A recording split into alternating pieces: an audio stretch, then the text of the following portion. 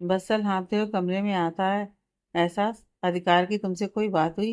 एहसास, जल्दी बोलो, कोई कॉल आया था तुम्हें? एहसास, कहीं कोई सी? नहीं, क्या हुआ उन्हें? एहसास, अधिकार सुबह मेरे घर से ऑफिस के लिए निकला था, पर वो अभी तक ऑफिस आया ही नहीं। कॉल किया तो बस एक मैसेज आया कि मैं लेक हाईवे की तरफ हूँ। एहसास ने बुलाया है मुझे, तो मैं सीधा घर जा रहा हूँ। अभी न्यूज़ देखा तो दिखा रहे हैं कि लेक हाईवे पर एक बहुत भयंकर एक्सीडेंट हुआ है। कई लोग मर गए और कई घायल हैं। मुझे लगा कि वो तुम्हारे साथ होगा। बसल की बात सुनते ही एहसास बिना कुछ बोले चीखते हुए बाहर की तरफ भागी, और बसल भी उसके पीछे पीछे चल पड़ा। 5 दिन पहले। एहसास, तुम्हें अधिकार से ऐसे बात नहीं करनी चाहिए थी। तुमने बहुत गलत किया उसके साथ। वो बेचारा तुम्हारा साथ दे रहा है, यहाँ तक कि तुम्हारे बीते कल के बारे में जानने के बाद भी तुमसे मोहब्बत करता है। तुम्हें अपनी जिंदगी में लाना चाहिए, बजाय इसके कि तुम उसका साथ दो। तुम उसे हर्ट कर रही हो, यह कहकर वर्षा एहसास के पास आकर उसे सवालिया नजरों से देखने लगती है। वहीं एहसास वर्षा से मुंह फेरते हुए, बस करिए आप भी मुझे नहीं समझ रही। क्यों किसी को मेरी तकलीफ, मेरा डर समझ नहीं आ रहा? क्यों? क्योंकि तुम खुद समझ नहीं पा रही कि तुम्हारा दिल क्या चाहता है। तुम्हें खुद नहीं पता कि तुम्हारी आंखें तुम्हारे लफ्जों का साथ नहीं देती। आज 4 दिन हुए हैं अधिकार को गए हुए, और तुम उसके लिए पागल हुई जा रही हो। बहुत कोशिश करती हो अपनी फिक्र छिपाने की, पर छिपा नहीं पाती हो। 4 दिन से तुम परेशान हो कि अधिकार तुम्हें बिना बताए कहाँ चला गया और क्यों गया। उसकी गैर मौजूदगी तुम्हें खल रही है, पर तुम बता नहीं रही हो। तुम्हें पता नहीं कि आजकल तुम्हारे साथ क्या हो रहा है। यह कह वर्षा एहसास के जवाब के लिए उसकी तरफ देखने लगती है। वहीं एहसास वर्षा से नजर चुराते हुए, मुझे मुझे कोई फर्क नहीं पड़ता कि मिस्टर हक कहाँ गए और क्यों गए। मुझे कोई फर्क नहीं पड़ता। नहीं आ रही मुझे उनकी याद। मैं उनके लिए परेशान भी नहीं हूँ। वर्षा चिल्लाते हुए, एहसास, बंद करो खुद से झूठ बोलना, खुद के ही वजूद को धोखा देना। बंद करो अपने दिल की आवाज़ सुनकर भी उसे अनसुनी कर देना। बस करो प्लीज़। एहसास, ये सब जो तुमने कहा, वो तो मैंने अभी कहा भी नहीं तुमसे। तुम खुद से कह रही हो ये सब, क्योंकि यही तुम्हारे दिल में है। और अगर तुम्हें किसी से कोई फर्क नहीं पड़ता, तुम नॉर्मल हो, तो कैसे भूल गई कि कल तुम्हें रूटीन चेकअप के लिए डॉक्टर के पास जाना था? नहीं फर्क पड़ता तो हर रोज क्यों बस के पास कॉल करती हो, यह पूछने के लिए कि अधिकार का कोई कॉल या मैसेज तो नहीं आया?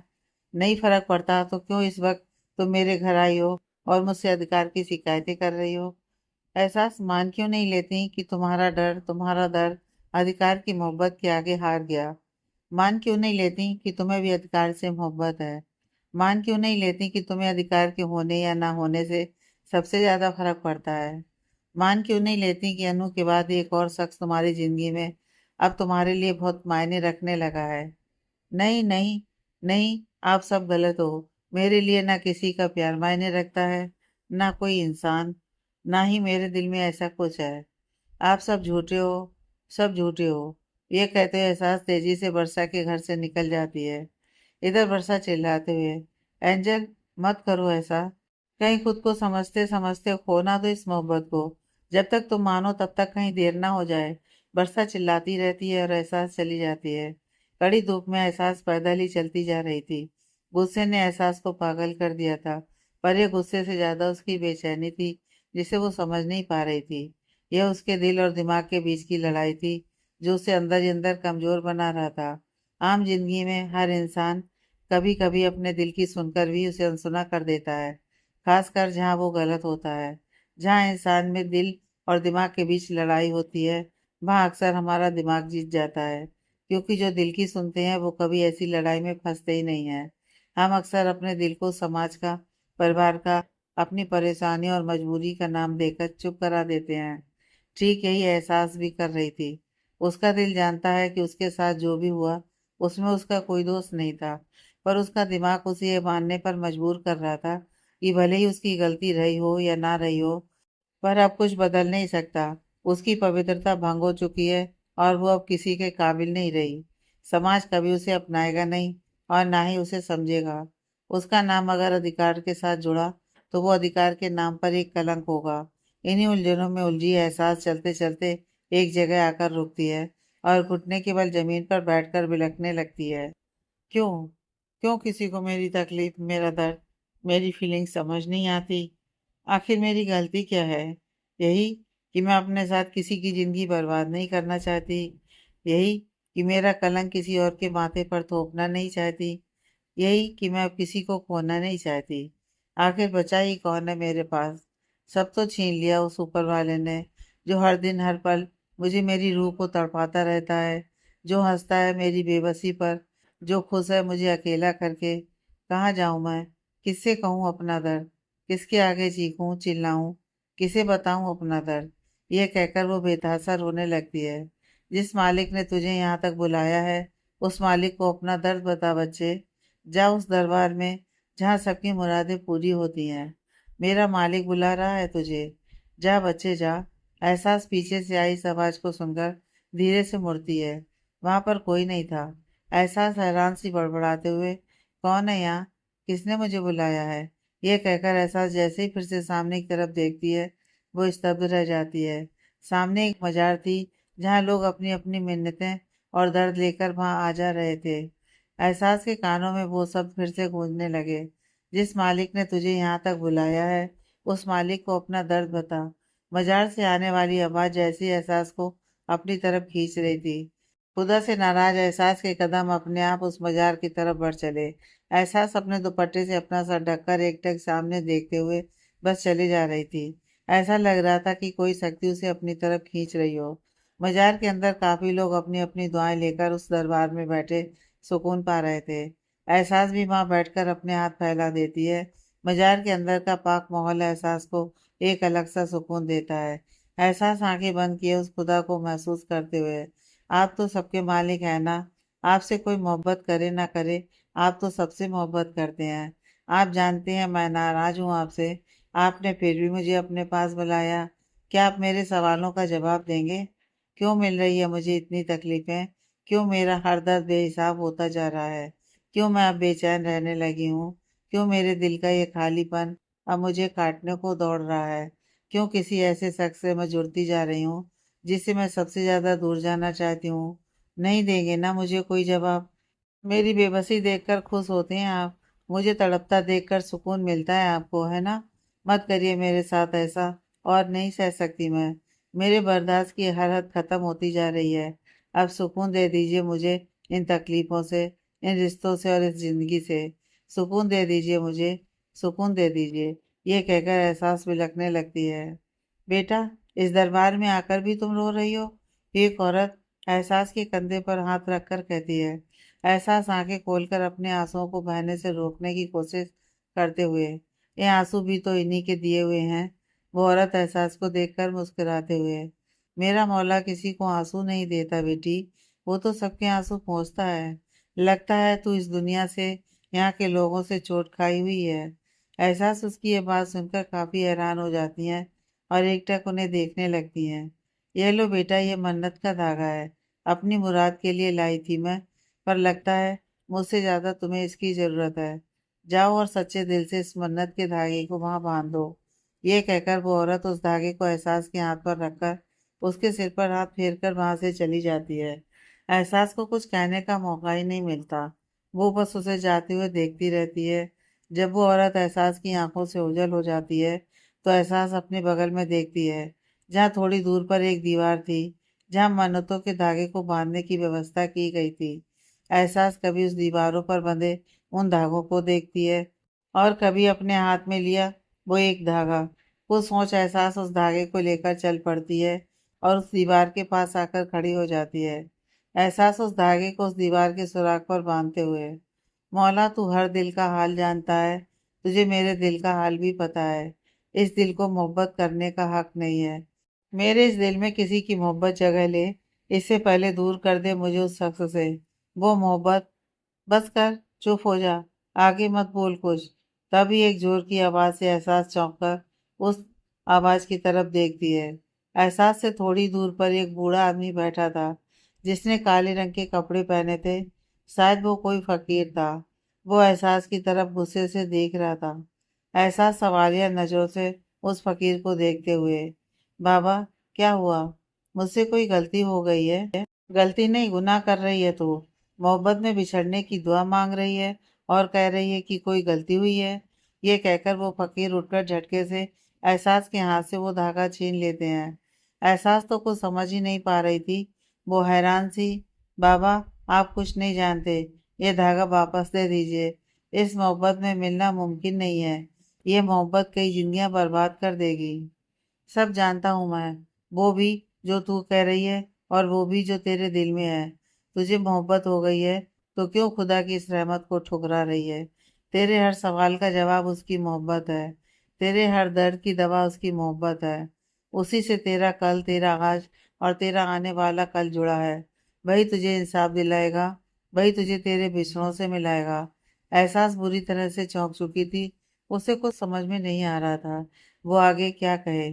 उसके दिल की बातें, उसके जिंदगी के बारे में उस फकीर को कैसे पता, वो समझ ही नहीं पा रही थी।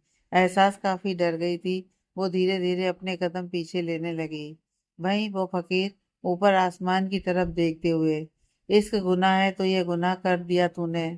तुझे मोहब्बत हो गई है। तू दीवानी बन चुकी है। तू इस दुनिया में मरकर मोहब्बत की जन्नत में जिंदा हो चुकी है। अब कुछ नहीं हो सकता तेरा। तू बर्बाद हो गई है। खुश हो जा, जश्न मना अब। और सुन ले दीवानी, दिल की गलियों से गुजरकर मोहब्बत के ठिकाने पर पहुंचना आसान है, पर वहां से निकलना नामुमकिन है। मोहब्बत की दरो दीवारें अपने दीवानों को कभी अपने महबूब के बिना सुकून से जीने नहीं देती। उससे दूर होकर तू जब जब दुनिया को दिखाने के लिए हंसेगी, तेरा दिल तब तब चीख चीख कर रोएगा। तू जब जब आईना देखेगी, तुझे खुद में उसका वजूद दिखाई देगा। तेरे दिल का खालीपन तेरी रूह को नोच नोच कर खाता रहेगा। तुझे तेरे इस दिल के हजार टुकड़े नजर आएंगे उस दिन, जिसे तू खुद से दूर करना चाहेगी। तेरा खुद का दिल तेरी उस बात को मानने से इनकार कर देगा। जो इंसान इस दुनिया में अपनी मोहब्बत को बेजार करता है, वो फिर एक दिन उसी मोहब्बत के लिए तड़पता है, चीखता है, चिल्लाता है। और उस दिन वो ऊपर वाला तमाशा देखता है उसका, हंसता है उस पर, उसकी बेबसी पर।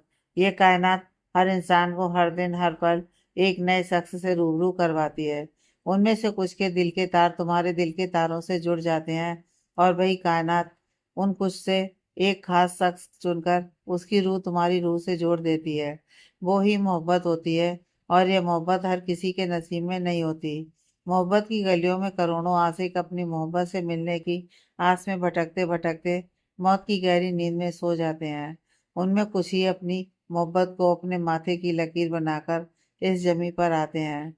तो उन्हीं कुछ दीवानों में से एक वो खुशनसीब है जिसकी मोहब्बत तेरे माथे की लकीरें बनकर चमक रही हैं। मत कर, मत कर ये गुनाह, रुक जा। आज जिसकी पाक मोहब्बत को तू ठुकरा रही है, कल उसी मोहब्बत के लिए दुआ करेगी। याद रखना, जिस मोहब्बत से तू आज दूर भाग रही है, कल उसी मोहब्बत को ढूंढती हुई इसी खुदा के दरबार में आएगी। मुझे और इस खुदा को अब उस दिन का इंतजार रहेगा। तू आएगी, तू इस दरबार में वापस आएगी। एहसास के वहां से चले जाने के बाद वो फकीर उठता है और उस दीवार पर वो धागा बांधते हुए, या मेरे मौला इन बिछड़ों को मिला दे उनकी मोहब्बत से। इसे भी और उसे भी अपना करिश्मा दिखा और कायनात बदल दे इन चारों की। इनका बिछड़ना हार होगी तेरी। मत तड़फा इन दोनों की रूह को। मौला रहम कर, रहम कर इन पर। जिस तरह इनकी तकदीरें इसे एक धागे से जोड़ दी हैं तूने, वैसे इनकी मोहब्बत भी इनसे मिला दे। मिला दे मेरे मौला, मिला दे इन्हें। ये कहते हुए वो फकीर झूमता हुआ वहां से चला जाता है। वर्तमान एहसास बदहबास हालत में ऑटो के पीछे सीट पर बैठी बस रोई जा रही थी। वहीं ऑटो चला रहा शख्स भरकस कोशिश कर रहा था कि वो जल्द से जल्द एहसास को लेकर हाईवे पर पहुंचा दे। एहसास बसल को पीछे छोड़कर किसी दूसरे शॉर्टकट रास्ते से लेक हाईवे तक पहुंचने के लिए निकल गई थी। एहसास रोते हुए, भैया प्लीज जल्दी कीजिए। ऑटो ड्राइवर, मैडम यह रास्ता बहुत खराब है और ऊपर से यह तेज चलती हवा, लगता है मौसम खराब हो रहा है। अगर मैं इससे और तेज चलाऊंगा तो ऑटो का बैलेंस बिगड़ जाएगा। आप हिम्मत रखिए, मैं आपको टाइम से वहां पहुंचा दूंगा। ये कहकर वो अपनी गति से ऑटो चलाने लगा। वही एहसास बेचैनी से बस ऑटो के बाहर उस रास्ते को देख रही थी। अधिकार से हर एक दूरी आज एहसास को खाए जा रही थी। उस तक पहुंचने का यह शॉर्टकट भी एहसास को मीलों का सफर लग रहा था। रह रहकर उसका दिल तड़प रहा था। वही ऑटो ड्राइवर ऑटो को उसकी गति से सड़क पर दौड़ाए जा रहा था। तभी कुछ दूर निकल आने पर, भैया ऑटो रोकिए। एहसास की बात सुनते ही ऑटो वाला ब्रेक लगा देता है। ऑटो वाला हैरानी से, क्या हुआ मैडम? मैडम यहाँ से बस थोड़ी दूर है हाईवे। एहसास हैरानी से सामने की तरफ देखती हुई, ये जगह तो। ऑटो वाला एहसास की नजरों का पीछा करते हुए सामने की तरफ देखकर, मैडम ये तो मजार है, बहुत मानते हैं लोग इस जगह को। दूर दूर से यहाँ आते हैं अपनी मन्नतें लेकर और जन्नती दीवार पर मन्नती धागा बांधते हैं। मैडम अब चलें। ये वही मजार था जहाँ एहसास पहले भी आ चुकी थी। एहसास के कानों में उस फकीर की आवाज़ फिर से गूंजने लगी, उस दिन का, हर घटना का जो वो भूलना चाहती थी। आज फिर से उसकी आंखों के सामने घूमने लगता है। कानों में सुनाई देते हैं उस फकीर के वो शब्द, आज जिसकी पाक मोहब्बत तू ठुकरा रही है, कल उसी मोहब्बत के लिए दुआ करेगी। याद रखना, जिस मोहब्बत से तू आज दूर भाग रही है, कल उसी मोहब्बत को ढूंढती हुई इसी खुदा के दरबार में आएगी। मुझे और इस खुदा को अब उस दिन का इंतजार रहेगा। तू आएगी, तू इस दरबार में वापस जरूर आएगी। उस दिन की हर एक बात एहसास के कानों में गूंज रही थी। एहसास ऑटो से उतरती है और अपनी उंगली में पहनी एक सोने की अंगूठी निकालकर उसी सीट पर रख देती है और मजार की तरफ चल पड़ती है। ऑटो वाला हैरान था, वो पीछे से चिल्लाते हुए, अरे मैडम, वहाँ कहाँ जा रही हैं आप? ये अंगूठी नहीं चाहिए मुझे। मैडम, मैडम सुनिए तो। एहसास को जैसे कुछ सुनाई ही नहीं दे रहा हो। इधर ऑटो वाला थककर अपने ऑटो में बैठ जाता है और बड़बड़ाते हुए, अजीब पागल लड़की है, अभी तो कहीं और जाना था, उतर यहाँ गई, ऊपर से सोने की अंगूठी रख कर चली गई, बड़ी महंगी लगती है। शायद ये लड़की पागल है। चल बेटा निकल जा यहाँ से, मौसम भी खराब हो रहा है। ये कहकर वो फिर से ऑटो तेजी से सड़क पर दौड़ा देता है। इधर एहसास बदहवासी मजार की तरफ चली जा रही थी। आज वहां ज्यादा कोई दिख नहीं रहा था। उस दिन एहसास वहां खोई सी गई थी अपने सवालों के जवाब पाने, पर आज वो अपने पूरे होश में उस तरफ बढ़ी जा रही थी, अपनी मोहब्बत के लिए दुआ करने। मजार के अंदर आते ही एहसास बिलखने लगी। वहां जो कुछ लोग थे वे हैरानी से उसकी तरफ देख रहे थे। एहसास रोते हुए, जब मुझे मेरे सारे सवालों के जवाब मिल गए, जब मुझे अपने दिल का हाल मालूम हो गया, जब इस दिल ने मोहब्बत कर ली, तो क्यों आपने मुझे ये दर्द फिर से दे दिया? क्यों आपने मेरी मोहब्बत मुझसे दूर कर दी? बताइए, क्यों किया आपने ऐसा? मुझे मेरे मिस्टर हक वापस कर दीजिए प्लीज। उन्हें कुछ हुआ तो मर जाऊंगी मैं। मेरी जान ले लीजिए, पर मेरे मिस्टर हक मुझे वापस कर दीजिए प्लीज।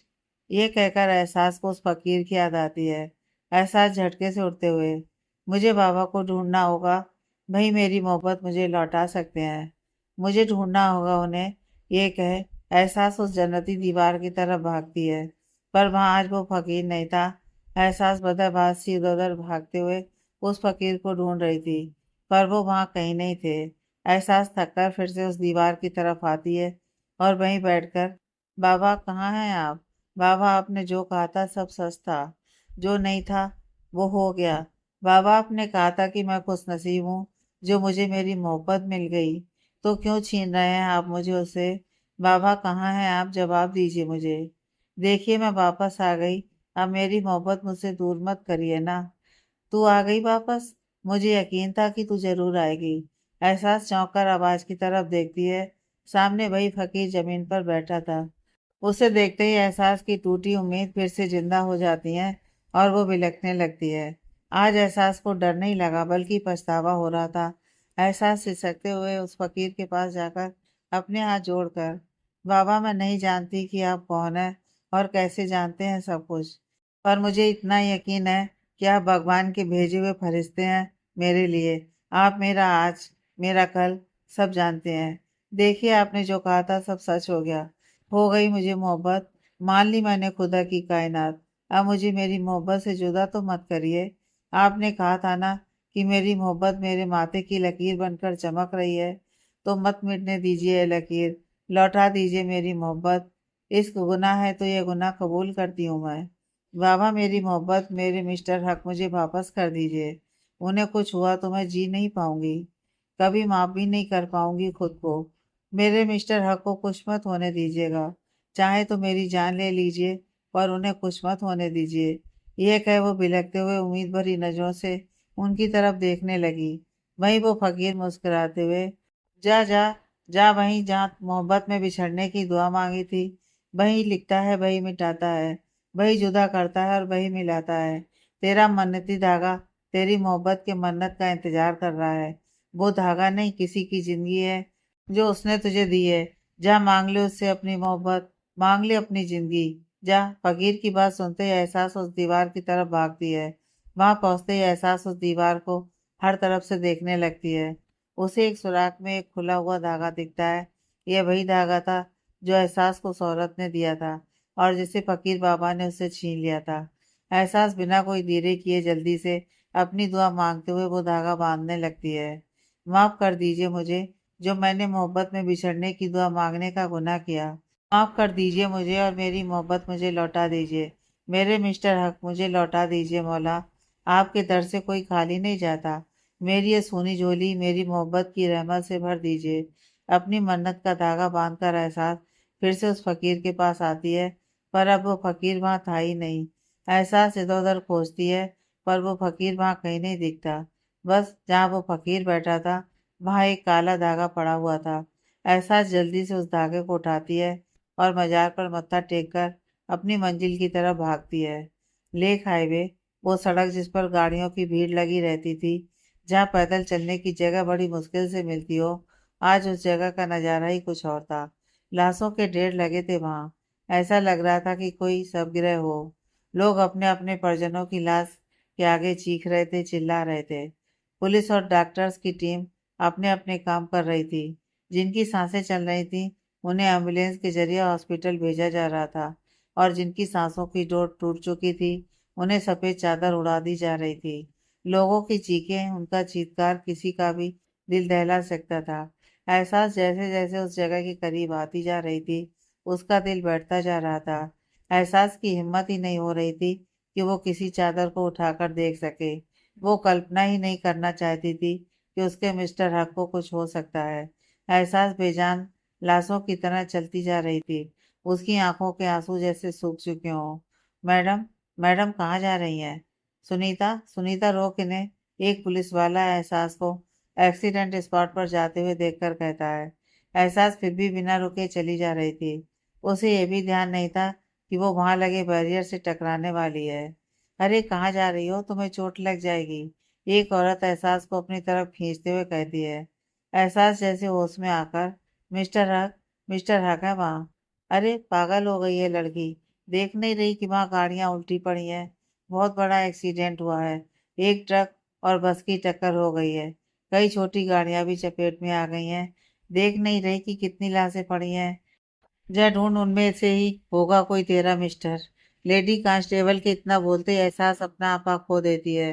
वो चिल्लाते हुए, खबरदार अगर मेरे पति को लाश का तो जान ले लूंगी मैं तुम्हारी। मेरे मिस्टर हक को कुछ नहीं हुआ है, कुछ नहीं होगा उन्हें, समझी? ये कहकर एहसास उसे मारने के लिए बढ़ी। एहसास, एहसास क्या कर रही हो?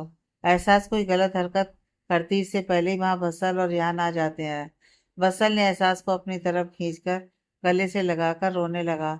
एहसास बिलखते हुए, भाई देखो देखो ना, ये क्या कह रही है? मेरे मिस्टर हक को कुछ नहीं हो सकता ना? बोलिए ना, कहाँ है वो? उन्हें कुछ नहीं हुआ है ना? ये कहकर वो बसल की हाँ में जवाब सुनने के लिए उम्मीद से उसकी तरफ देखने लगी, पर बसल के मुंह से एक शब्द नहीं निकला। निकलता भी कैसे, उसे खुद नहीं पता था कि अधिकार है कहाँ, जिंदा भी है या नहीं।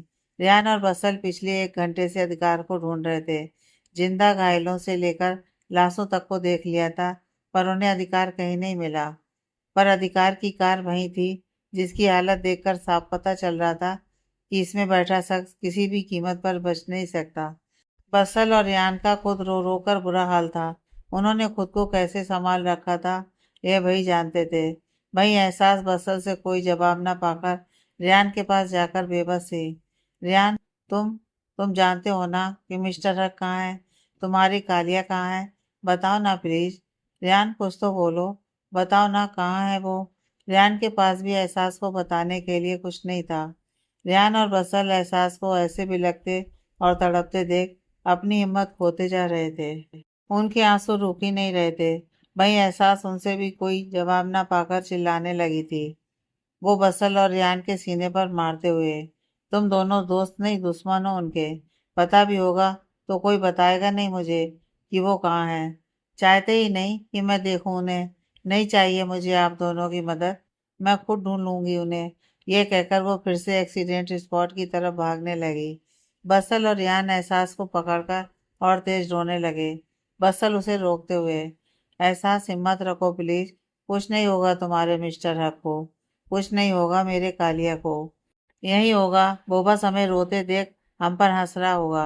जानबूझकर तंग कर रहा है हमें। एहसास प्लीज रुक जाओ ना। एहसास उनका हाथ छुड़ाते हुए, छोड़ दो मुझे। मेरे मिस्टर हक बुला रहे हैं मुझे। उन्हें जरूरत है मेरी। जाने दीजिए मुझे। छोड़िए मिस्टर हक, मैं आ रही हूँ। आपकी मिसास आ रही है आपके पास। एहसास बेकाबू होती जा रही थी। उसे रोकना मुश्किल हो रहा था। उसे यह तक याद नहीं था कि उसकी कोख में एक नन्ही सी जान भी है। तभी एक जोर का थप्पड़ एहसास के गालों पर पड़ता है और सुन्न हो जाती है। रियान एहसास को कंधे से पकड़कर झंझोड़ते हुए, एहसास पागल हो गई हो तुम प्रेग्नेंट हो। कम से कम ये तो याद रखो। क्या कर रही हो तुम? हम सब पागलों की तरह ढूंढ रहे हैं उसे। हमने भी अपना दोस्त खोया है। किसी ने अपना बेटा और किसी ने भाई खोया है। सब तुम्हारी तरह हो जाएं तो क्या होगा फिर? एहसास संभालो खुद को। भगवान चाहेगा तो कुछ नहीं होगा अधिकार को। प्लीज हिम्मत रखो। एहसास के आंसू रुकने का नाम नहीं ले रहे थे। एहसास जान की बातें सुनकर तड़प उठती है। वो शांत तो हो जाती है पर हिम्मत नहीं रख पाती। एहसास वहां सामने अधिकार के टूट फूट चुकी कार की तरफ देखकर, क्यों बुलाया था मैंने आपको? क्यों क्यों आपसे अपनी मोहब्बत का इकरार करना चाहती थी? मार दिया मैंने आपको मेरी वजह से आप? नहीं, ये सच नहीं है मिस्टर हक। प्लीज वापस आ जाइए ना। नहीं जी पाऊंगी मैं आपके बिना। प्लीज वापस आ जाइए। आपने कहा था कि आप हमेशा मेरे साथ रहेंगे। जब भी मुझे जरूरत होगी आप आएंगे। तो आइए, अब जरूरत है मुझे आपकी। वापस आ जाइए। आपकी मिसाज को जरूरत है आपकी। मोहब्बत हो गई मुझे आपसे। हार गई मैं आपकी मोहब्बत के आगे। प्लीज वापस आ जाइए ना। मिस्टर हक, मिस्टर हक देखिए ना। आपका बेबी भी आपके लिए रो रहा है। मेरे लिए ना सही, इसके लिए वापस आ जाइए। कभी लड़ाई नहीं करूंगी आपसे। कभी गुस्से में खुद से दूर जाने को नहीं कहूंगी। आप जो कहेंगे सब मानूंगी। जैसा चाहेंगे वैसी बन जाऊंगी। अपना बीता कल, अपना आने वाला कल सब भूलकर आपके साथ अपना आज जीऊंगी। मेरा बदला, मेरी तकलीफ सब भूल जाऊंगी। आपके अलावा और कुछ नहीं चाहिए मुझे। मिस्टर हक प्लीज अब तो आ जाइए ना। Mister Haq, I love you for ever ever ever and ever. मरते दम तक मिस्टर हक। एहसास बस चीख रही थी, चिल्ला रही थी, मिस्टर हक, मिस्टर हक। बस यही एक शब्द उसकी जुबान पर था। उसको ऐसे बिलखते तड़पते देख वहां आसपास मौजूद लोगों की आंखों से भी आंसू बह निकले। रह रहकर रेहान और बसल भी टूटते जा रहे थे। तभी एहसास अचानक अपने आंसू पोंछते हुए उठती है और बड़बड़ाते हुए, नहीं, नहीं, मैं यहाँ ऐसे नहीं रुक सकती। वो बुला रहे हैं मुझे। मेरे मिस्टर हक आवाज दे रहे हैं मुझे। मुझे जाना है उनके पास। मैं जा रही हूँ। मिस्टर हक के पास जा रही हूँ मैं। बुला रहे हैं वो मुझे। यह क्या, एहसास फिर से उसी तरफ जाने लगती है। रेहान जल्दी से एहसास का हाथ पकड़कर, एहसास पागल मत बनो, कहाँ जा रही हो तुम? एहसास प्लीज रुक जाओ। नहीं जा सकती तुम माँ। प्लीज एहसास हिम्मत रखो। रेहान छोड़ो मेरा हाथ, मुझे जाना है। वो बुला रहे हैं मुझे। प्लीज जाने दो। देखो मिस्टर हक आवाज दे रहे हैं मुझे। बुला रहे हैं अपने पास। प्लीज छोड़ो मेरा हाथ। भगवान के लिए जाने दो मुझे। ये कह एहसास अपने हाथ रेहान के हाथों से छुड़ाने की भरकर कोशिश करती है। बसल रोते हुए, एहसास प्लीज चुप हो जाओ। मैं नहीं देख पाऊंगा तुम्हें ऐसे। प्लीज संभालो खुद को। इतना सुनते ही एहसास चिल्लाते हुए, चुप हो जाओ। चुप हो जाओ दोनों। आप दोनों समझ क्यों नहीं रहे हो? वहाँ मिस्टर हक कब से बुला रहे हैं मुझे। जाने दो मुझे प्लीज। मैं हाथ जोड़ रही हूँ। प्लीज जाने दो ना। मुझे जाना है उनके पास। रेहान और बरसल उसकी बेबसी और उसका दर्द देख तड़प उठते हैं। वहीं एहसास अब बहुत ज्यादा बेकाबू हो गई थी। वो चिल्लाते हुए, छोड़ो मुझे, मैं जा रही हूँ मिस्टर हक के पास। वो बुला रहे हैं मुझे। ये कहकर एहसास एक साथ रेहान और बरसल को धक्का देती है और तेजी से सामने की तरफ बैरियर को धक्का देकर भागती है। सब कुछ इतना जल्दी होता है कि रेहान, बसल और वहां मौजूद बाकी सबों को समझ ही नहीं पाते। एक्सीडेंट स्पॉट पर जहां जितनी भी गाड़ियां क्षतिग्रस्त हुई थी, उनमें से कुछ जल रही थी और कुछ से बहुत धुआं निकल रहा था। उसके पास जाना बहुत खतरनाक साबित हो सकता था।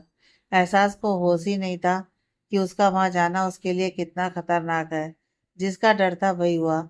अधिकार की कार में से और ज्यादा धुआं निकलने लगा, जो साफ बता रहा था कि कार में आग लग चुकी है। वहीं एहसास उसी तरफ भागी जा रही थी। रेहान बस्सल और कुछ पुलिस वाले उसके पीछे भागे, उसे रोकने के लिए। आसपास मौजूद लोगों की सांसें अटक चुकी थीं। रेहान और बरसत चिल्लाए जा रहे थे, पर एहसास को जैसे कुछ सुनाई नहीं दे रहा हो। खैर, वो सुनती भी कैसे। दिल के दर्द का शोर बाहरी दुनिया के शोर से ज्यादा तेज होता है। इधर अतुल और टोनी अपनी जीत का जश्न मना रहे थे। उन्होंने अपने रास्ते का सबसे बड़ा कांटा जो हटा दिया था। अतुल उर्फ सरजी अपने हाथ में लिए कांच के गिलास में महंगी शराब डालकर उसे टोनी की तरफ पास करते हुए, तुम भी क्या याद रखोगे? अतुल सिंघानिया उर्फ सरजी ने तुम्हें अपने हाथों से पैक बना कर दी है। हाँ हाँ, ये कहकर वो हंसने लगा। टोनी हिचकिचाते हुए अतुल के हाथ से वो गिलास लेते हुए, थैंक्स सरजी। वैसे एक्सीडेंट इतना भयानक था कि अधिकार के बचने की कोई चांस नहीं है। पर ना जाने कैसे वो ट्रक ड्राइवर खुद भी मर गया। पता नहीं कैसे सामने से आ रही बस ने उसे ठोक दिया। खैर, हम जो चाहते थे वो हो गया। बस कुछ बेगुनाह लोग और बलि चढ़ गए। अतुल जो कि अपने लिए पैक बना रहा था, वो उसकी बात सुनकर और ज्यादा हंसते हुए, एक मौत या हजार, मुझे कोई फर्क नहीं पड़ता।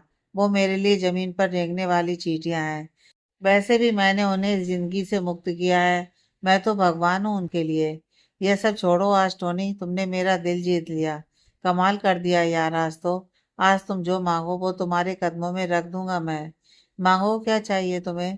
टोनी अतुल की बात सुनकर इतना खुश हो जाता है जैसे उसकी लॉटरी लग गई हो। वो अपने हाथ में लिया गिलास अपने सामने बनी कांच के आयताकार मेज पर रखकर लगभग उछलते हुए, सर जी मैं आज जो मांगूंगा वो दोगे? अतुल शराब से भरे गिलास को अपने होठों से लगाकर, हाँ, मुझे एहसास चाहिए। टोनी के मुंह से ये शब्द निकलते ही पूरा नजारा बदल गया।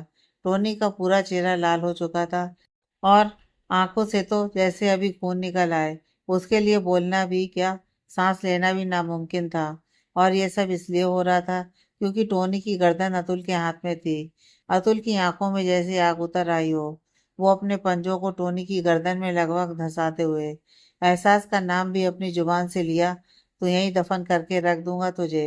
अपना इनाम मांगने के लिए कहा था तुझे, और तूने अपनी मौत मांग ली। टोनी की सांस टूटती जा रही थी। उसे अतुल में साक्षात यमराज नजर आने लगा। टोनी किसी तरह वह मुश्किल अटक अटक कर बोलता है, सर जी, छोड़ दो, छोड़ दो मुझे, मेरी बात तो सुन लो।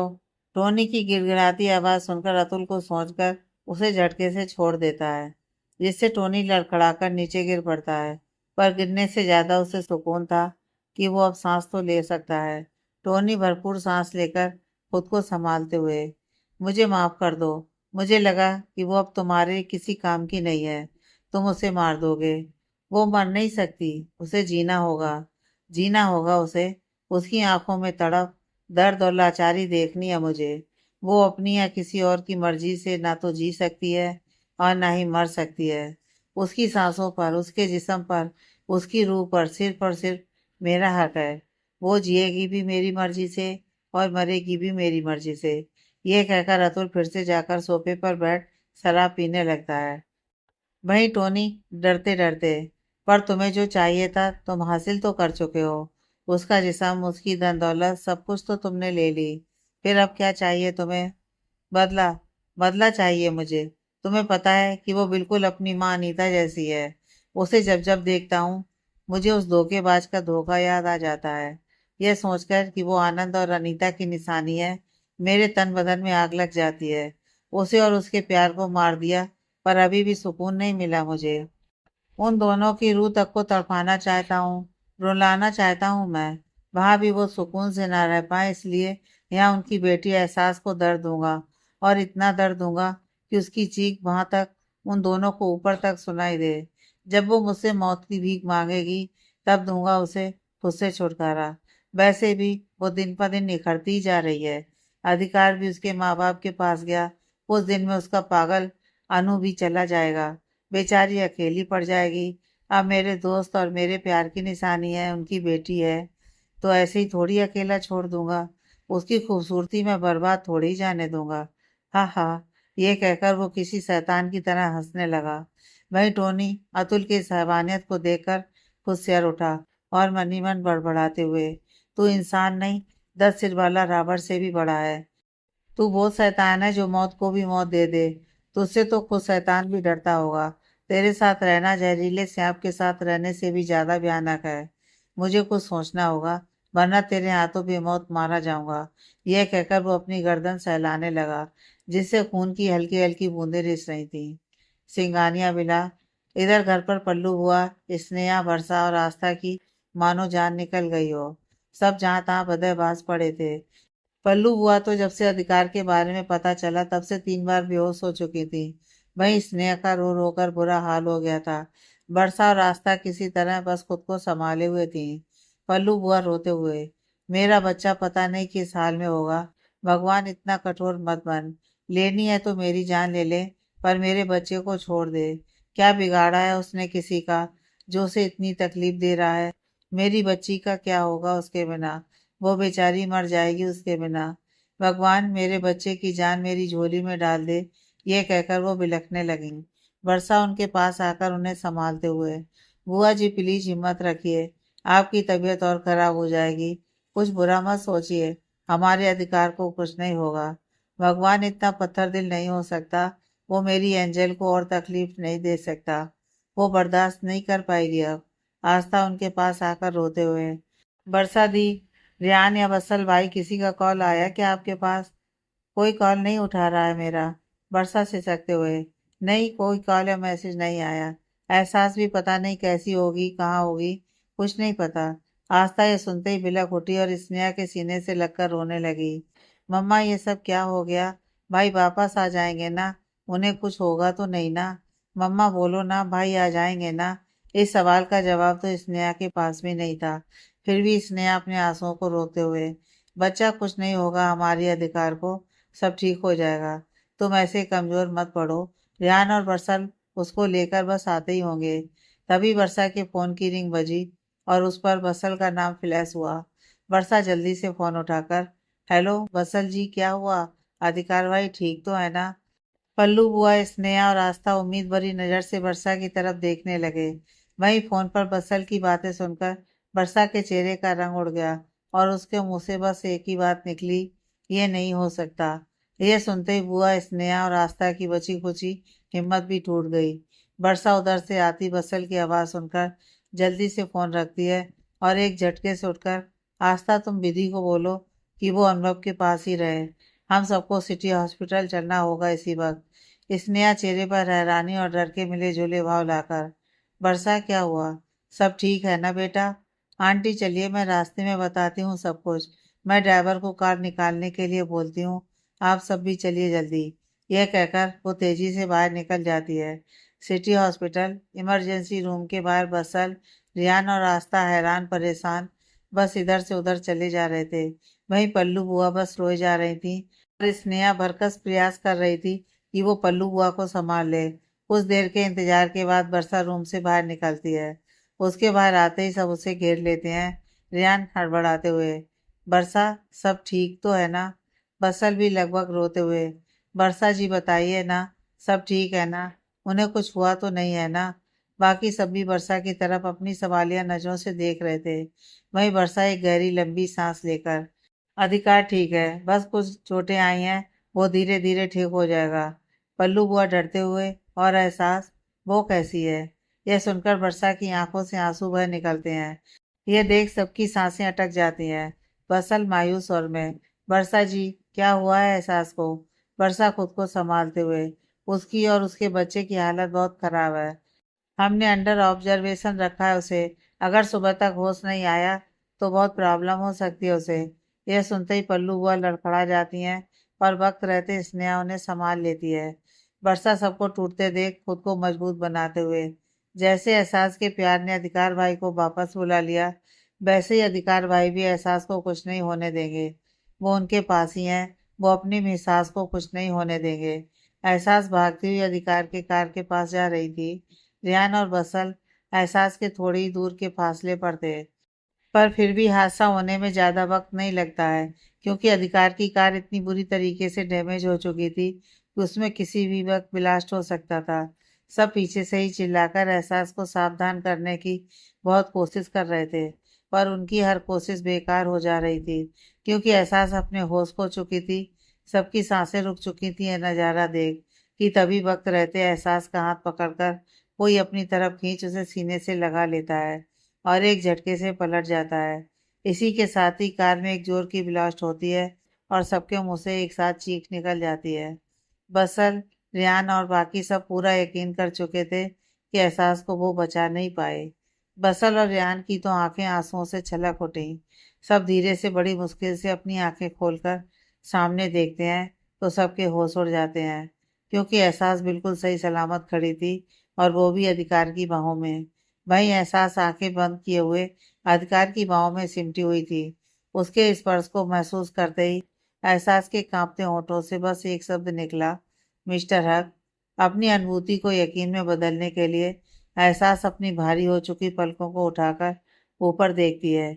वहीं अधिकार अभी भी आंखें बंद किए हुए अपनी धड़कनों को काबू में करने की कोशिश कर रहा था, जो अभी अभी एहसास को खोने के डर से अपनी गति से कई गुना तेज चलने लगी थी। यकीन के पक्के होते ही एहसास की आंखों से आंसू के रूप में जैसे उसका सारा दर्द बहने लगता है। वो अधिकार को अपनी बाहों में ऐसे कस लेती है जैसे उसकी बाहों से आजाद होते ही अधिकार फिर उससे दूर हो जाएगा। वही अधिकार को देख रियान और बसल की आंखें चमक उठती हैं। दोनों अधिकार और एहसास को सही सलामत देख उछलने लगते हैं और खुशी के मारे एक दूसरे के गले लगकर गोल गोल घूमने लग जाते हैं। वही नहीं, वहां मौजूद लोग भी एहसास को पल भर में शांत देखकर ये समझ गए कि हो ना हो ये वही है जिसके लिए वो तड़प रही थी, जिसके लिए वो खुद को भी भूल गई थी। अनजान होते हुए भी उन्हें साथ देखकर सबके चेहरे पर खुशी आ गई। वही एहसास अभी भी अधिकार को अपनी बाहों के घेरे में लिए हुए थी। तभी उसका हाथ अधिकार के सर पर जाता है, जहाँ उसे कुछ गीला सा महसूस होता है। एहसास आंखें खोलती है और अपना हाथ देखती है। उसे देखते ही एहसास की आंखें हैरानी से बड़ी हो जाती हैं, क्योंकि उसके हाथ पर बहुत सारा खून लगा था। एहसास को यह समझते देर नहीं लगती कि अधिकार के सर पर बहुत गहरी चोट लगी है। ये सोचते ही एहसास का पूरा शरीर ढीला पड़ जाता है। अधिकार को कुछ महसूस होता है तो वो जल्दी से एहसास से दूर हो उसे अपने सामने लाता है। मिस हास, मिस हास, आप ठीक तो हैं? एहसास के मुंह से जैसे कोई शब्द ही नहीं निकल रहा है और वो लड़खड़ा जाती है। वक्त रहते अधिकार उसे अपने बाहों में संभाल लेता है। उधर से रियान बस्सल ये देख भागते हुए उनके पास आते हैं। अधिकार परेशान सा एहसास के गाल थपथपाते हुए, मिस हास प्लीज बताइए ना, क्या हो रहा है आपको? आंखें खोलिए, मेरी तरफ देखिए, प्लीज मिस हास। अधिकार चिल्ला रहा था, पर एहसास की आंखें धीरे धीरे बंद होती जा रही थीं और चेहरा ठंडा पड़ता जा रहा था। रियान बस्सल की तरफ देखकर, बस्सल जल्दी से कार स्टार्ट कर, फिर अधिकार की तरफ देखकर, अधिकार चल इन्हें हॉस्पिटल लेकर जाना होगा, हमारे पास टाइम नहीं है। यह सुन बस्सल अपनी कार की तरफ जाता है और अधिकार एहसास को अपनी गोद में उठाकर उसके पीछे भागता है। मिस हास, तभी अधिकार चौंकते हुए अपनी आंखें खोलता है और अपने आसपास देखने लगता है। जैसे ही उसकी नज़र उसके हाथों पर पड़ती है जिसमें उसने एहसास के हाथ को मजबूती से थाम रखा था, यह देख उसकी धड़कनें उसके काबू में आती हैं और दिल को सुकून मिलता है। एहसास आंखें बंद किए बेड पर लेटी थी। बसल उस पूरी घटना को जैसे जैसे सबको बता रहा था, अधिकार उन्हें आंखें बंद किए हुए फिर से अपनी नजरों के सामने होते हुए देख रहा था। वहीं पल्लू बुआ, स्नेहा और आस्था बस रोई जा रही थी। पल्लू बुआ अधिकार के कंधे पर हाथ रखकर, तुझे कुछ हो जाता तो क्या होता इस बच्ची का? कैसे संभाल पाते हम सब कुछ? अधिकार, मेरे बच्चे, हम सबको इस बच्ची को अकेला छोड़कर कभी मत जाना। हम सब अधूरे हैं तेरे बिना। मेरा शरीर जैसे जैसे बूढ़ा हो रहा है, इसे तेरे सहारे ही तो छोड़ पाऊंगी मैं। और कौन है मेरा तुम सबके सिवा? यह कहते ही पल्लू बुआ की आंखों में आंसू आ जाते हैं। अधिकार उठकर बुआ को गले लगाकर, प्लीज बूजी रोना बंद करिए, कहीं नहीं जा रहा मैं आप सबको छोड़कर, मैं सास को छोड़कर यही हूँ आप सबके साथ, वो भी सही सलामत। तभी उसकी नज़र स्नेहा पर पड़ती है जो कोने में खड़ी थी। अधिकार उनके पास जाकर खड़ा हो जाता है। स्नेहा चाह कर भी अधिकार को गले से नहीं लगा पाती है, पर तभी अधिकार उनके सीने से लग जाता है। स्नेहा की आंखों में रुके आंसू भर निकलते हैं और वो भी रोने लगती हैं। मुझे पता है बहुत बुरी माँ हूँ मैं, पर मैं तुमसे बहुत प्यार करती हूँ अधी। तुम्हारे बिना मेरा परिवार अधूरा है। हम सब तुमसे दूर नहीं रह पाएंगे। अगर आज तुम्हें कुछ हो गया होता तो मैं क्या मुंह दिखाती अनंता दीदी को। मम्मा प्लीज चुप हो जाइए, मैं ठीक हूँ। बस थोड़ी सी चोट लगी है, वो भी ठीक हो जाएगी। कहीं नहीं जा रहा मैं आप सबको छोड़कर। यह क्या अधिकार उनके आंसू पहुंचने लगता है। वही स्नेहा बस उसे अपलक देख रही थी। अधिकार उन्हें खुद को ऐसे देखते हुए। क्या हुआ मम्मा? तुम मम्मा बोल रहे हो मुझे? मुझे भरोसा नहीं हो रहा अपने कानों पर। उनकी बात सुनते ही अधिकार मुस्कुराकर, मम्मा को तो मम्मा ही बोला जाता है ना। आस्था तो यही बोलती है। बस ये बात मुझे थोड़ी देर से समझ आई, पर अच्छे से समझ आई है। उसकी बात सुनते ही स्नेहा खुशी के मारे अधिकार को गले से लगा लेती है। बाकी सभी बहुत खुश हो जाते हैं। आस्था तो आकर दोनों को गले से लगा लेती है। तभी पल्लू हुआ, स्नेहा बहू हम सबको घर चलना चाहिए। अनुभव वहाँ अकेला होगा। विधि कब तक संभालेगी उसे? स्नेहा भी अनुभव के बारे में सोचकर, हाँ बुआ जी, सही कह रही हैं आप। मेरा जाने का मन नहीं है, पर अतुल भी घर आ गए होंगे शायद। परेशान होंगे हम सबको वहां ना देखकर। मम्मा बूजी, आप दोनों जाओ, मैं यहाँ भाई भाभी के पास रहूंगी। ये कहते हुए आस्था एहसास के बेड के पास चली गई। अधिकार आस्था की तरफ देखकर, छोटी तुम भी घर जाओ, आराम कर लो। मिस हास के पास मैं हूं ना। जब उनकी नींद पूरी हो जाएगी और वो उठ जाएंगी, तब मैं बुला लूंगा तुम्हें। ठीक है ना। चाहते हुए भी आस्था को अधिकार की बात माननी पड़ती है। पल्लू बुआ एहसास के सर पर हाथ फेर कर, जैसे ही होश आता है मुझे बता देना, तभी मुझे सुकून आएगा थोड़ा। मैं एहसास के नाम पर पाठ करूंगी घर जाकर। उससे मेरी बच्ची बहुत जल्दी ठीक हो जाएगी। तू भी अपना ध्यान रखना। यह कह वो स्नेहा और आस्था के साथ बाहर चली गई। उनके जाते ही अधिकार फिर से एहसास का हाथ पकड़कर उसके पास बैठ गया। बसल अधिकार के पास आकर, रेयान एहसास और तेरी मेडिसिन लेने गया था, मैं उसे देख कर आता हूँ। यह कहकर बसल भी वहां से चला गया। वह एहसास अभी भी बेहोश थी। पिछले 3 घंटों से उसे होश नहीं आया था। वही अधिकार भी इस पूरे वक्त में एहसास का हाथ पकड़कर ऐसे ही बैठा था। अधिकार एहसास के हाथ चूमकर उससे अपना सर लगाकर, मिस हास प्लीज उठ जाइए अब। कब तक ऐसे नाराज रहेंगी मुझसे? उठिए और गुस्सा करिए मुझ पर। चाहे तो मार भी लीजिए, पर ऐसे नाराज मत रहिए। अब कभी एक पल के लिए आपको अकेला छोड़कर नहीं जाऊंगा। हमेशा आपके साथ रहूंगा। आज की तरह हर बार मौत से लड़कर आऊंगा आपके लिए, आपके पास। प्लीज अब उठ जाइए। यह कहकर अधिकार एहसास के पेट पर अपना हाथ रखकर, बेबी, आप भी मुझसे नाराज हो? माफ कर दो अपने डैड को। उन्होंने आपकी मम्मा को रुलाया है। बेबी प्लीज, मम्मा को बोलो ना कि डैड बहुत रो रहे हैं, बहुत गिल्टी फील कर रहे हैं, इसलिए वो उठ जाएं। मम्मा को बोलो ना कि डैड आपको बहुत प्यार करते हैं, बुला रहे हैं आपको, प्लीज मुझसे बात कर ले। बेबी प्लीज, मम्मा को बोलो ना कि वो मेरी बात सुन लें। यह कहकर वो बिलखने लगा। तभी एहसास बेहोशी में बड़बड़ाते हुए, मिस्टर हक, आप मुझे छोड़िए मत, मुझसे दूर मत जाइए। एहसास की एक कुनकुनाती आवाज सुनकर अधिकार चौंक कर उसकी तरफ देखता है। एहसास अपनी आंखें धीरे धीरे खोल रही थी। अधिकार उठकर उसका चेहरा थपथपाते हुए, मिस हास, आपको होश आ गया? देखिए मैं यहीं हूँ आपके पास, कहीं नहीं जा रहा आपको छोड़कर। मिस हास प्लीज आंखें खोलिए, मैं हूँ आपके पास। अधिकार से एहसास की हालत देखी नहीं जा रही थी। उसके आंसू थम ही नहीं रहे थे। मिस्टर हक, तभी एहसास चौंक कर उठती है और इधर उधर देखने लगती है। फिर जैसे उसकी नज़र अधिकार पर रुकती है, वो एकटक उसे देखने लगती है। फिर अगले ही पल किसी छोटे बच्चे की तरह बेतहाशा रोने लगती है। उसे ऐसे बिलखते देख अधिकार उसे गले से लगाकर उसकी पीठ सहलाते हुए, बस बस, बस चुप हो जाइए मिस हास, मैं यही हूँ आपके पास, आपके साथ। प्लीज रोना बंद करिए। एहसास से सुनकर थोड़ी नॉर्मल होती है, पर अगले ही पल वो झटके से अधिकार को खुद से दूर करती है। अधिकार उसकी इस हरकत से हैरान हो जाता है, पर जब तक वो कुछ समझ पाता, एहसास अपने दोनों नाजुक हाथों से उसके सीने पर मारने लगती है, जिसका थोड़ा सा भी दर्द अधिकार को महसूस नहीं होता, बल्कि उसके चेहरे पर एक बड़ी सी स्माइल आ जाती है। एहसास अधिकार के सीने पर बस मारे ही जा रही थी, साथ में उस पर चिल्ला भी रही थी, और अधिकार इतनी देर बाद उसे खुद से बात करते देख बस उसे एकटक देखे जा रहा था।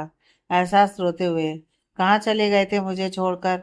एक बार भी एक बार भी नहीं सोचा कि मेरा क्या होगा? कैसे रहूंगी मैं आपके बिना? नहीं बात करनी मुझे आपसे, कभी बात नहीं करूंगी। प्यार भी नहीं करती आपसे, नफरत करती हूँ, बहुत नफरत। जाइए जाइए, दूर हो जाइए मुझसे। आई hate you mister Haq, I hate you, but I love you missus, I love you so much, जिंदगी और इस जान से भी ज्यादा। यह कह अधिकार एहसास के होंठों पर अपने होंठ रख देता है। एहसास जब तक कुछ समझती तब तक अधिकार ने अपने प्यार की मोहर उस पर लगा दी थी। एहसास बस एकटक उसे देखती रह गई। अधिकार तुझे वर्षा जी, तभी ये कहते हुए बस्सल कमरे में धड़धड़ाते हुए घुसा। पर जैसे उसकी नजर उन दोनों पर पड़ी, वो तेजी से मुड़कर उनकी तरफ पीट करके खड़ा हो गया। बसल अपनी आंखों को अपने हाथ से ढककर, एहसास को होश आ गया।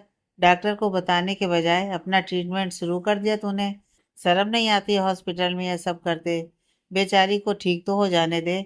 बसल की बात सुनकर भी अधिकार उसे कोई जवाब नहीं देता, बल्कि अपने पैर में पहना हुआ जूता बसल की तरफ फेंक कर मारता है। बसल चीखते हुए, अरे जा रहा हूँ, मारता क्यों है? बच्चों को ये सब दिखा दिखा कर बिगाड़ रहा है। मुझे रहना ही नहीं है यहाँ। मेरे लिए कोई रोमांटिक सीन ही नहीं रहता। सिर्फ कॉमेडी करते रहते हैं मेरे साथ और सब हंसते हैं मुझ पर। यह कहकर वो पैर पटकते हुए वहां से चला जाता है। वही एहसास अभी भी उस प्यारे से एहसास में खोई थी। अधिकार एहसास से अलग हो, उसके रोने से मुरझा चुके चेहरे को अपने हाथों में भरकर उसकी आंखों की उस मोहब्बत की गहराई में खोसा गया। आज अपने लिए एहसास को ऐसे बिलखते देख उसे समझ आ गया था कि उसकी मोहब्बत एहसास के दिल तक भी पहुंच चुकी है। अधिकार की आंखों से आंसू बहने लगे, जो रुक ही नहीं रहे थे। उसे ऐसा लग रहा था जैसे उसकी बरसों की कोई दुआ आज खुदा ने कबूल की हो।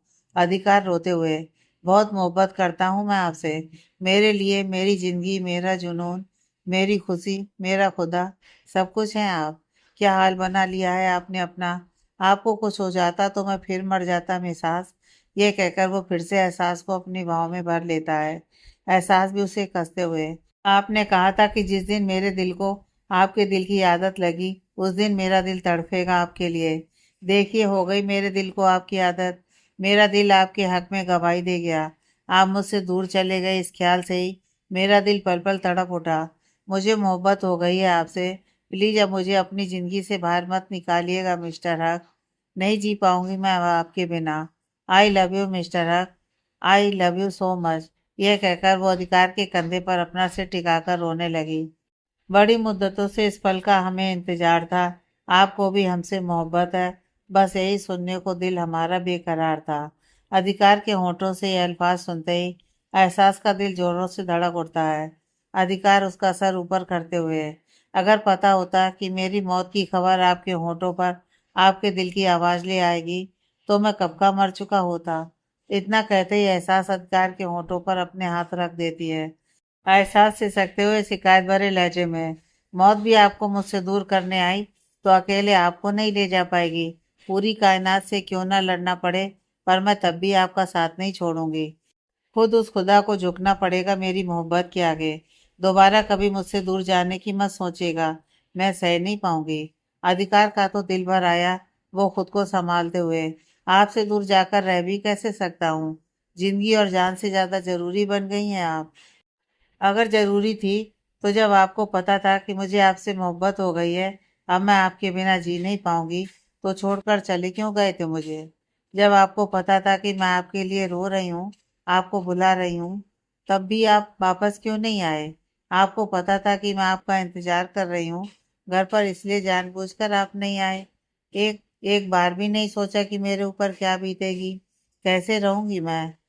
जब जाना ही था तो क्यों आए मेरी जिंदगी में? क्यों अपनी मोहब्बत मेरे दिल को महसूस करवाई? क्यों वादे किए, झूठी कस्में खाई? क्यों मेरी रूह को यह एहसास करवाया कि अब मैं आपके बिना अधूरी हूँ? आपने कहा था कि आपको मेरी मोहब्बत नहीं चाहिए। क्या वो सच था? अगर सच था तो मुझसे झूठ कहिए, कहिए कि अब आप मुझसे दूर नहीं जाएंगे। कहिए कि आप अभी भी मुझसे प्यार करते हैं। कहिए कि आप मुझे इस दुनिया की नज़र से नहीं देखते हैं। कहिए कि आपको मैं अधूरी ही कबूल हूँ। मेरे पास आपको देने के लिए मेरी पवित्रता भी नहीं है। पर एहसास के इतना कहते ही अधिकार उसके होंठों पर अपनी उंगली रख देता है। इसी के साथ उसकी आंखों में रुके आंसू लुढ़क जाते हैं। अगले ही पल वो एहसास के करीब जाकर उसकी आंखों से गिरे आंसुओं को चूम लेता है। एहसास की आंखें अपने आप बंद हो जाती हैं। फिर अधिकार एहसास के सर को अपने सर से टिकाकर अपनी आंखें बंद करते हुए, किसने कहा कि आप अधूरी हैं और किसने कहा कि आप अपवित्र हैं? आपसे मिलने से पहले यह अधिकार सिंगानिया सिर्फ सांसें ले रहा था, जिंदगी जी नहीं रहा था। आपसे मिलने से पहले मैं अधूरा था, अकेला था। पर आपने अधिकार को जीना सिखाया है। मैं हर दिन सांस लेता हूँ सिर्फ इसलिए कि मुझे कुछ और पल आपके साथ जीना है। आपने मेरी जिंदगी में आकर मुझे पूरा किया है। मैं आज भी जिंदा हूँ तो आपकी की हुई दुआ से जिंदा हूँ। मेरी हर सांस आपकी दी हुई है। और जो लोग कहते हैं कि आप अपवित्र हैं, वो खुद अपवित्र सोच के साथ इस दुनिया में जी रहे हैं। आपके जिस्म को कोई गंदा कर सकता है, पर आपकी रूह, आपका दिल, आपके आंसू गंगा जल से कहीं ज्यादा पवित्र हैं। मेरे लिए इस दुनिया में कोई चीज पवित्रता की मिसाल है तो वो आप है मिसास, सिर्फ आप। मैं आपके बिना अब जीने की सोच भी लूं तो मेरी जिंदगी वहीं खत्म हो जाएगी। आप मेरे लिए मेरी सांसों से भी ज्यादा जरूरी बन गई हैं। मैं तो क्या, आप भी मुझसे दूर जाना चाहें तो मैं आपको कहीं जाने नहीं दूंगा। आपको पूरी जिंदगी मेरे साथ, मेरे पास रहना होगा, चाहे प्यार से या चाहे नफरत से। मिसास, मैं इस पूरी दुनिया के सामने आपसे फिर से पवित्र अग्नि के साथ फेरे लेकर पूरे रीति रिवाज के साथ शादी करना चाहता हूँ। सिर्फ इस जन्म में नहीं, अगले 7 जन्मों के लिए खुद पर सिर्फ आपको हक देना चाहता हूँ। क्या आप मुझे अकड़ू, घमंडी, कंजर इंसान से शादी करेंगी? बनेगी मेरी हमसफर? यह सुनते ही मानो एहसास को एक नई जिंदगी मिल गई हो। इस वक्त उसकी आंखों की चमक किसी दमकते हीरे से भी कहीं ज्यादा थी। एहसास की आंखों से आंसू अभी भी निकल रहे थे, पर फर्क इतना था कि इस बार ये आंसू खुशी के थे। वो रो भी रही थी और मुस्कुरा भी रही थी। दोनों को अपनी वो पहली मुलाकात याद आ गई थी, जिसमें एहसास ने उसे ये 3 अनोखे नाम दिए थे। वो याद करते ही एहसास के चेहरे पर बड़ी सी मुस्कुराहट तैर गई। एहसास हंसते हुए, हाँ मेरे अकड़ू, घमंडी, कंजर इंसान, करूंगी मैं आपसे शादी, बनूंगी आपकी हमसफर। जवाब में हाँ सुनकर अधिकार के चेहरे की खुशी देखने लायक थी। I love you missus, I love you, ये कहकर अधिकार फिर से एक बार एहसास के होठों के करीब जाता है। इस बार एहसास भी उसका साथ देते हुए उसके होठों को चूम लेती है। इसी के साथ दोनों अपनी बनाई एक दूसरे की दुनिया में खो जाते हैं, जहाँ इस दुनिया, समाज, यहाँ की बंदिशें, यहाँ की खोखली रीति रिवाजों की कोई जगह नहीं थी। जहाँ सिर्फ मोहब्बत थी, वो भी दो पाक रूहों की मोहब्बत, जो इस जिस्म के फरेब से कहीं ऊपर था। Next part.